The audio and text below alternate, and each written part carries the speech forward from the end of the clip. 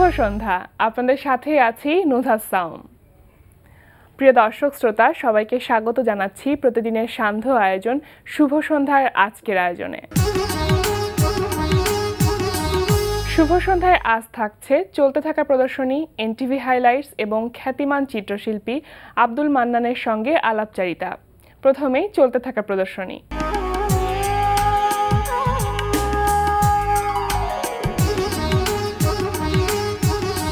শুরুতে জানিয়ে দিচ্ছি চলতে থাকা প্রদর্শনীর সময়সূচি। মোহাম্মদপুর ইকবাল রোডের কলা কেন্দ্রে প্রদর্শিত হচ্ছে প্রমিতি হোসেনের একক চিত্রকলা প্রদর্শনী ইনসাইড আউট। প্রতিদিন বিকাল 5টা থেকে রাত 8টা এই সময় প্রদর্শনী চলবে 10 নভেম্বর পর্যন্ত। আজ থেকে ধানমন্ডির গ্যালারি চিত্রকে প্রদর্শিত হচ্ছে খ্যাতিমান চিত্রশিল্পী আব্দুল মান্নানের একক চিত্রকলা প্রদর্শনী প্রিয় বাংলাদেশ। প্রতিদিন সকাল 10টা থেকে রাত 8টা এই সময় প্রদর্শনী চলবে 16 নভেম্বর পর্যন্ত। এবার এনটিভি হাইলাইটস।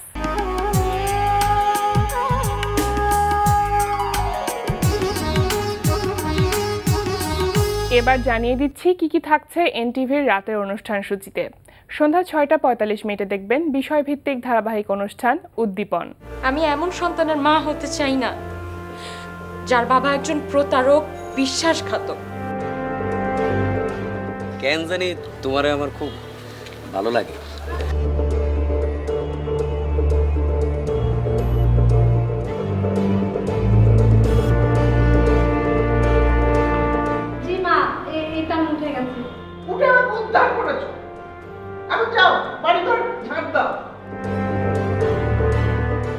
রাত 8টা 20 মিনিটে থাকছে মেজবাহ উদ্দিন সুমনের রচনায় নজরুল ইসলাম রাজুর পরিচালনায় ধারাবাহিক নাটক সানফ্লাওয়ার। আচ্ছা, তুই যে বললি যে যা চাবি তাই দিব, ও যদি সম্পত্তি চায়?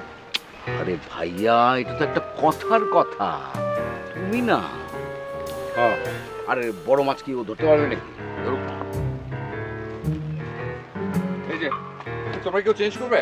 না না না না, ঠিক আছে। শিওর? শিওর। সবচেয়ে বড় মাছটাই। রাত 9টায় প্রচার হবে আশিকুর রহমানের পরিচালনায় একক নাটক তারপর আমাদের ভুবনে স্বাগতম। পাগল বলছিল বসছিল মাকাল। আর আপনি কি পড়ে এসেছেন অফিসে? এটা তো একটা এজেন্সি ভাই। Be smart. আপনি আপনার কলিগদের দেখে একটু শিখুন। কোনো অন্য সিদ্ধান্ত কি থাকে সেটা আমাকে জানতে হবে। আমার রাইট আছে সেটা জানা। আসলেই দেখতে পাবে। হ্যাঁ, আসলে দেখবো তো আমি।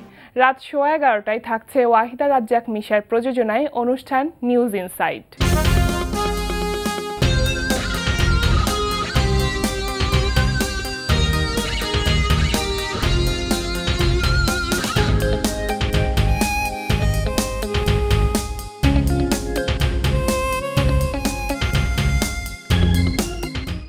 রাত 12টায় থাকছে ওয়াহিদুল ইসলাম শুভ্রর প্রযোজনায় অনুষ্ঠান ওল্ড স্কুল বিটস। আমি এই দিকে চাই ওই দিকে চাই, আমার সব ঘাটেরই পানি যে চাই। আমার ডান দিকেতে ঘুমের শহর বায় উপাসনা।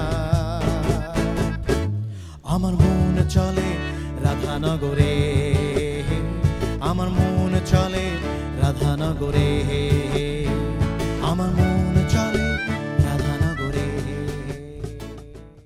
এই ছিল এনটিভির রাতের অনুষ্ঠান সূচি। এবার আলাপচারিতা।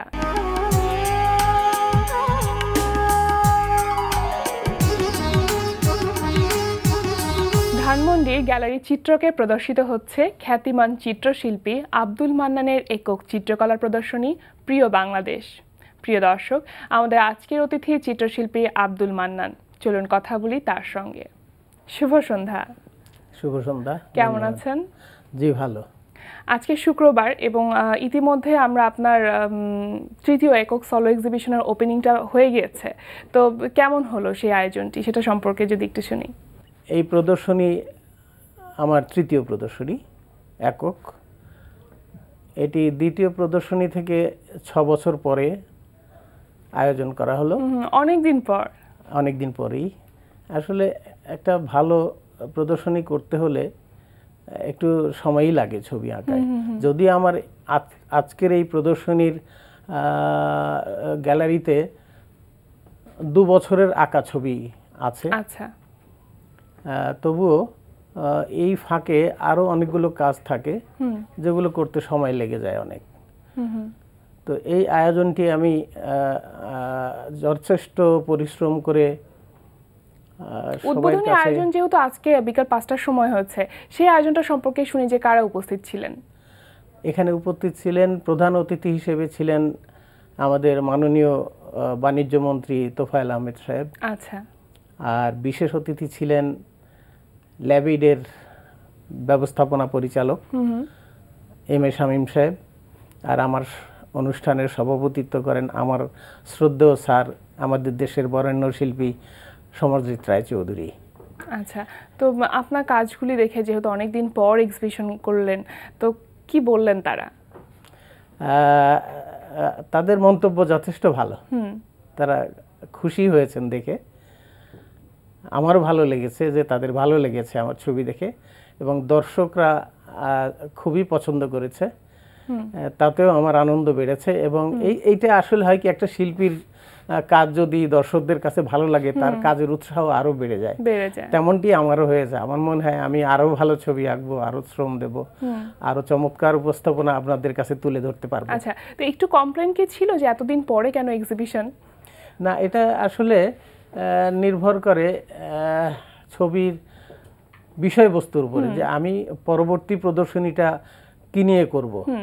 আমার যেমন দ্বিতীয় প্রদর্শনীটা ছিল মেঘ নিয়ে, শুধু মেঘ নিয়ে কাজ করেছিলাম, এবং সেটার নাম ছিল মেঘের পরে মেঘ। বাহ, এবার তো হচ্ছে আমরা প্রিয় বাংলাদেশকে পাচ্ছি। এবার প্রিয় বাংলাদেশ। আচ্ছা, এবার পুরো ল্যান্ডস্কেপ নিয়ে কাজ করেছি, যদিও এখানে আমার 4টা প্রতিকৃতি রয়েছে। একটা বঙ্গবন্ধুর ছবি, দ্বিতীয় আমাদের রবীন্দ্রনাথের ছবি, তৃতীয়টি আমার শিক্ষাগুরু জয়নুল আবেদিনের ছবি, শিল্পাচার্য জয়নুল আবেদিনের ছবি, এবং চতুর্থটি হলো আমাদের জাতীয় কবি নজরুল ইসলামের ছবি। আর সবগুলো আমাদের প্রতিকৃতি নিয়ে কাজ করা। মানে আমাদের প্রিয় বাংলাদেশের মুখগুলিকে আমরা দেখতে পাবো।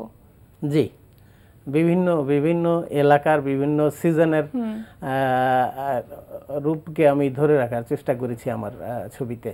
আচ্ছা, প্রিয় বাংলাদেশ বলতে আমরা যতটুকু বুঝছি যে অনেকটা হয়তো প্রকৃতির সাথেও রিলেশন থাকতে পারে, কিন্তু এক্ষেত্রে একটু অন্যরকম, যে প্রিয় বাংলাদেশের প্রিয় মুখগুলিকে আমরা দেখতে পাবো আপনার কাজের মাধ্যমে। জি, আমরা বাংলাদেশ বলতে ওনাদের বাদ দিয়ে তো ভাবতেই পারি না। সেই জন্য আমি মনে করি ওনারা আমাদের প্রিয় লোক, মানে সারা বাংলার প্রিয় লোক এবং সারা পৃথিবীরও প্রিয় লোক ওনারা। কাজেই এই প্রিয় ব্যক্তিত্ব আমার ছবিতে স্থান দিতে পারবো আমার প্রিয় বাংলাদেশের ল্যান্ডস্কেপের সাথে, এটাই তো অনেক বড় একটা পাওয়া শিল্পীর জন্য। আচ্ছা, এবার শুনি যে মাধ্যম হিসেবে কোন মাধ্যমগুলিকে বেছে নিয়েছেন? আমি শুধু অ্যাক্রিলিক মাধ্যমে কাজ করেছি এবার, একটি মাত্র মাধ্যম, এবং সব কাজই ক্যানভাসে করেছি। 3টি ছবি আছে আমি বোর্ড কাগজে করেছি, অ্যাক্রিলিকেই করেছি। ছবির সাইজগুলো কি অনেক বড় বড়, বা কি ধরনের সাইজ? 3 ফুট বাই 4 ফুট সর্বোচ্চ সাইজ। আচ্ছা, আর 1.5 ফিট বাই 1.5 ফিট সর্বনিম্ন সাইজ। মাঝখানে বিভিন্ন রকম সাইজ রয়েছে, অনেকগুলো সাইজে কাজ করা হয়েছে। ছবিটা হয় কি, আমি সাবজেক্টটা কি করছি, কি ধরনের বিষয়বস্তুটা আমার ছবিতে থাকবে তার উপরে নির্ভর করে ক্যানভাসের সাইজটা। আচ্ছা, মানে কম্পোজিশনটা একটা বড় ব্যাপার। রাইট, কম্পোজিশনটা কোন সাইজে করলে চমৎকার হবে সেইভাবেই সাইজগুলি ভ্যারি করে একটার থেকে আরেকটা। আচ্ছা, তো এইখানে তো বিভিন্ন রকম পোর্ট্রেট নিয়ে কাজ করেছেন আপনি। জি, যেটা আমি বুঝতে পারছি। তো সেক্ষেত্রে কোন পোর্ট্রেটগুলোকে বেশি প্রাধান্য দিয়েছেন, বা কোন প্রিয় মুখগুলোকে বেশি প্রাধান্য দেওয়া হয়েছে? আসলে শিল্পী যখন আঁকেন সবকটা মুখকে সমান প্রাধান্য দিয়েই আঁকেন, কাউকে ছোট বড় করার কোনো সুবিধা নাই এবং উচিত না আমি মনে করি একজন শিল্পী হিসেবে। তো আমি সমানভাবে গুরুত্ব দিয়েই সবাইকে আমার প্রদর্শনীতে হাজির করেছি। আচ্ছা, এই ভাবনাটি কবে থেকে আসলো যে এরকম ভাবে কাজ করা যায়, শুধুমাত্র পোর্ট্রেট নিয়েই কাজ করা যায়? এই যে পোর্ট্রেট নিয়ে কাজ করাটা, আমি আসলে কলেজে থাকতেই পোর্ট্রেটে মোটামুটি চেষ্টা করতাম ভালো কাজ করার, সেখান থেকেই আমি কাজ করছি। আর আমি বাংলাদেশ টেলিভিশনে চাকরি করতাম 1969 সন থেকে 2005 পর্যন্ত। তো টেলিভিশনে যত রকম বিখ্যাত মুখের ব্যক্তিত্বের মুখ দেখানো হতো বিভিন্ন অনুষ্ঠানে, সেগুলো আমি আঁকতাম। আচ্ছা। আর রবীন্দ্র নজরুলের কথা তো আছেই, বঙ্গবন্ধু এনাদের ছবি আমি প্রচুর এঁকেছি। 1993 সনে শুধু প্রতিকৃতি নিয়ে, রবীন্দ্রনাথের প্রতিকৃতি নিয়ে একটি প্রদর্শনী করেছিলাম শিল্পকলা একাডেমিতে, এবং সেই প্রদর্শনীটি জনগণ খুব আনন্দ ভরে গ্রহণ করেছেন আমার ছবি। সেই থেকে আমার প্রতিকৃতির উপর আরও আগ্রহ বেড়ে যায়। আচ্ছা, তো যেটা বলছিলেন যে 2 বছরের কাজ রয়েছে, 2 বছর আগে থেকে কি এক্সিবিশনের জন্য কাজ করা হচ্ছে, না কাজ করতে করতে একটা সময় মনে হলো যে এক্সিবিশন করা যায়, অনেকগুলি কাজ হয়েছে? না, আমি মানসিকভাবে প্রস্তুত হয়েই কাজ শুরু করেছিলাম। আচ্ছা, যে আমি অত তারিখে, ওই বছরের অত তারিখে আমি কাজ এক্সিবিশনটা করব, সেইভাবেই আমার আঁকা শুরু হয়েছে। তাহলে মোট কতগুলি কাজ রয়েছে এই 2 বছরের? মোট কতগুলি কাজ করা হয়েছে এবং প্রদর্শনীতে কতগুলি কাজ স্থান পেয়েছে? 2 বছরে আমি শতাধিক ছবি এঁকেছি, কিন্তু আমার প্রদর্শনীতে জায়গা দিয়েছি 52টা ছবিকে। আচ্ছা, তো এতগুলি কাজ থেকে 52টি কাজ বাছাই করাটা বিশাল বড় ব্যাপার। না, আর ব্যাপার আছে এর মধ্যে, যেমন শিল্পী ছবি আঁকতে থাকে, এর মধ্যে কিছু ছবি বিক্রিও করতে থাকে। সব ছবি আমার কাছে নাই, আচ্ছা, বিক্রি হয়ে গেছে। তো এই 52টা আমি রেডি রেখেছিলাম গ্যালারিতে আমার চিত্র প্রদর্শনীতে প্রদর্শন করার জন্য। আচ্ছা, এটা তো আমরা এতক্ষণ ধরে শুনলাম আপনার তৃতীয় একক চিত্র প্রদর্শনীর কথা। পরবর্তীতে আসলে এখন কোনো এক্সিবিশনের প্ল্যানিং করছেন কিনা? সেইটা এইটা একটা চমৎকার প্রশ্ন, এবং একটা শিল্পীর জন্য খুব কঠিন একটা কাজ, সিদ্ধান্ত নেওয়া যে আমি কি নিয়ে কাজ করব। আমি সবসময় চাই বিষয়ভিত্তিক ছবি নিয়ে প্রদর্শন করতে, তাতে মানুষের কাছে এটা গ্রহণযোগ্যতা বাড়ে এবং মানুষের কাছে পৌঁছানোটা সহজ হয় এবং উপভোগ করে দর্শক। তো আমি এই সিদ্ধান্ত নিতেই আমার সময় লেগেছে যে আমি কি নিয়ে পরবর্তী এক্সিবিশনে দর্শকদের কাছে হাজির হব। সেই কারণেই আসলে সময়টা লাগে। অনেকে ঝটপট করে সিদ্ধান্ত নেওয়া হচ্ছে যে এই সাবজেক্ট নিয়ে বা এই থিম নিয়ে কাজ করা যায় না, এই প্রদর্শনী শেষ হলে তারপরে আবার ভাববো নতুন করে যে আমি কি নিয়ে কাজ করব। আচ্ছা, এবার আসি আগের প্রদর্শনীগুলোর কথা, যে কিছুক্ষণ আগে বলছিলেন যে আরো একটি প্রদর্শনী ছিল, সেটা সম্পর্কে যদি একটু শুনি। যে প্রদর্শনীটা দ্বিতীয় প্রদর্শনী হলো, বলেছি যে মেঘ নিয়ে কাজ করেছি। মেঘ একটা অপরূপ সাবজেক্ট, এর সৌন্দর্য কোনো শেষ নেই। এটা মেঘটা সবার মনকে আন্দোলিত করে। রবীন্দ্রনাথের প্রিয় সাবজেক্ট ছিল মেঘ। মেঘ নিয়ে উনি অনেক কাজ করেছেন। শুধু রবীন্দ্রনাথ নয়, আমার মনে হয় কবি, সাহিত্যিক, শিল্পী, সাধারণ মানুষ প্রত্যেকেই মেঘটাকে খুব পছন্দ করে, এবং এর যে কি রূপ, কত রূপ, হাজারো রূপ, এইটা মানুষের কাছে উপস্থাপন করতে পারলে মানুষ ভীষণ আনন্দ পায়। সেই চিন্তায় আমি মেঘ নিয়ে কাজ করেছিলাম। যথেষ্ট প্রশংসা আমি পেয়েছি ওই প্রদর্শনী থেকে। এরপরে এখন আমি যেটা করলাম, আশা করি যারা দর্শক আরও আসবেন, উদ্বোধনীতে তো সবাই দেখেছেন, সবাই ভালো মন্তব্য করেছেন, এবং 16 তারিখ পর্যন্ত আমার এই প্রদর্শনীটি চলবে। অনেক দর্শক আরো আসবেন আমি আশা করি, ভালোভাবে আসলে গ্রহণ করবে। আচ্ছা, প্রথম এক্সিবিশনের কথা জানতে চাই। সেই প্রথম এক্সিবিশন মানে প্রথম একটা পদক্ষেপ, বড় একটা চ্যালেঞ্জ, সেই অভিজ্ঞতার কথা কি বলা যায়? কেমন ছিল সেই ব্যাপারটি? আমি জাতীয় রবীন্দ্রসঙ্গীত সম্মেলন পরিষদের একজন নির্বাহী সদস্য, আচ্ছা, বহু বছর থেকে। তো ওই প্রত্যেক বছর সম্মেলনের সেটের কাজগুলো আমি করতাম। তখন হঠাৎ করে আমার এক বন্ধু সহকর্মী হাসান আহমেদ আমাকে প্রস্তাব করলেন যে সামনের সম্মেলনে তুমি সম্মেলনের পাশাপাশি একটি রবীন্দ্রনাথের প্রতিকৃতি নিয়ে প্রদর্শনী করতে পারো কি না দেখো। আচ্ছা, আমি গ্রহণ করলাম, এবং এটা আমার জন্য খুব চ্যালেঞ্জ ছিল। আমার চাকরি, দীর্ঘ সময় আমার চাকরিতে সময় দিতে হতো, তারপরে চাকরির পরে আমার ছবি আঁকা, এবং একটা প্রদর্শনীতে অনেকগুলো ছবি উপস্থাপন করতে হয়। সেই ছবিগুলো চমৎকার না হলে মানুষ বিরূপ সমালোচনা করবে, এই নানান দিক চিন্তা করে, এবং সময়ে 2 বছর প্রতিকৃতি আঁকতে কিন্তু যথেষ্ট সময় লাগে। এইটা যদি সঠিক না হয় তাইলে মানুষ গ্রহণ করে না।